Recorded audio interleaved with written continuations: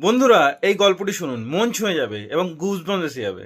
এটি সত্যিকারের ঘটনা, মধ্যপ্রদেশের প্রায় 40 বছর আগেকার ঘটনা, যেখানে একটি থানার পাশে একটি হনুমানজির মন্দির ছিল এবং সেই থানায় একটি কনস্টেবল চাকরি করত। কনস্টেবল যখনই সকালে ডিউটিতে জয়েন করতো, তার আগে হনুমানজির মন্দিরে প্রণাম করে তারপর জয়েন করতো। কিন্তু তার হনুমানজির ওপরে এতটাই ভক্তি, এতটাই আস্থা ছিল, সে হনুমানজির মন্দিরে প্রণাম করার সময় হনুমান চালিসা পাঠ করতো এবং সেখানেই 3-4 ঘন্টা চোখ বন্ধ করে তার ধ্যান লেগে যেত এবং সেখানেই সে বসে থাকতো।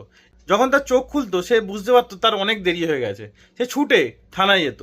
এরকম কিছুদিন চলার পর বড়বাবু তাকে বলে, তুমি লেট করে কেন আসো? সে বলে যে আমি তো তাড়াতাড়ি বেরোই, কিন্তু হনুমানজির মন্দিরে আমার লেট হয়ে যায়, তাই এখানে আসতেও আমার সময় লেগে যাচ্ছে। তখন বড়বাবু তাকে বলে, তাহলে তুমি চাকরি ছেড়ে দিয়ে ভক্তিতেই মন দাও, তোমার দ্বারা পুলিশের চাকরি হবে না। কাল থেকে যদি তুমি দেরিতে আসো, তাহলে কিন্তু তোমার চাকরি থাকবে না। তো এই বলে বড়বাবু তাকে ওয়ার্নিং দেয়। তো পরের দিন সকালবেলা সে যখন হনুমানজির মন্দিরের সামনে থেকে আসে, হনুমানজিকে দূর থেকেই বলে, হে হনুমানজি, আমি যদি আপনার কাছে যাই, আপনি আমায় ধরে নেন এবং আমার সমাধি লেগে যায়, সেই জন্য হয়তো আপনার কাছে গেলে আমার আর চাকরিটা থাকবে না। তো দূর থেকে প্রণাম করেই আজকে আমি থানায় যাচ্ছি। কিছু দূর গেল এবং তার মনে হলো যে ঠিক আছে, চাকরি থাকবে না তো কি হয়েছে, চাকরিই তো থাকবে না, কিন্তু হনুমানজি আমার সঙ্গে সারা জীবন থাকবেন। তো এই বলে সে হনুমান মন্দিরে ঢুকলো। ঢুকে হনুমান চল্লিশা পাঠ করতে থাকলো চোখ বন্ধ করে। সে যখন চোখ খুললো, প্রায় 8 ঘন্টা হয়ে গেছে।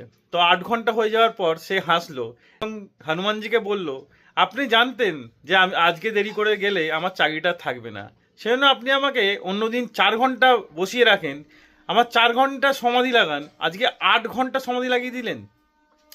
এবং সে বুঝতে পারলো যে তার চাকরিটা আজকে চলে যাবে, যে আমাকে ছাড়িয়ে দেওয়ার থেকে আমি আগেই রিজাইন করে দিই। সেই জন্য সে একটি রিজাইন লেটার নিয়ে থানায় বড়বাবুর কাছে যায়। বড়বাবুকে বলে, আমার দ্বারা চাকরিটা হবে না, আমাকে আপনি কাজ থেকে ছাড়িয়েই দিন। তখন থানার বড়বাবু হেসে বলে, কেন, কি হয়েছে, কি সমস্যা? তুমি তো ঠিক টাইমেই আসছো, আর আজকে আমরা একসঙ্গে একটা অপারেশনে গেলাম, তুমি চোর ধরলে, চোরকে ধরে ঘুষি মেরে তার নাক পর্যন্ত ফাটিয়ে দিলে, এত সাহসী কাজ করেছো, তোমার জন্য তো মেডেল অ্যানাউন্স করা হয়েছে, আর তুমি বলছো চাকরি করবো না, এটা কেন? তখন সে অবাক হয়ে বললো, আমি তো সকাল থেকে জয়েনই করিনি, থানায় আসিনি, এটা কি করে সম্ভব? আমি আমার পরিবারের দিব্যি নিয়ে বলছি, আমি তো থানাতে সকাল থেকেই আসিনি। তখন বড়বাবু তাকে বলে, আজকে কি কোনো নেশা ফেশা করে এসছো নাকি? সকাল থেকে ছিলে আমাদের সঙ্গে, সকাল থেকে চোর ধরলে, সেই চোরটাকে দেখালো পর্যন্ত যে একে তুমি মেরে এর নাক ফাটিয়ে দিয়েছো। তখন দেখলো সেই চোরটির নাকে ব্যান্ডেজ পর্যন্ত করা।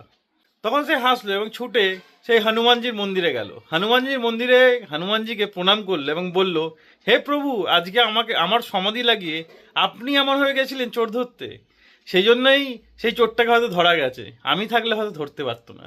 বলে হনুমানজিকে প্রণাম করলো এবং এখনো পর্যন্ত সে রোজ হনুমানজির মন্দিরে প্রণাম করে তারপর থানায় যায়। তো হনুমানজি মহান। যদি আপনি হনুমানজির ওপর ভক্তি রাখেন, ভরসা রাখেন, হনুমানজি আপনাকে কখনোই হারতে দেবে না। তো ভিডিওটি ভালো লাগলে অবশ্যই লাইক করে শেয়ার করবেন এবং কমেন্টে জয় বজরংবলী অবশ্যই লিখবেন।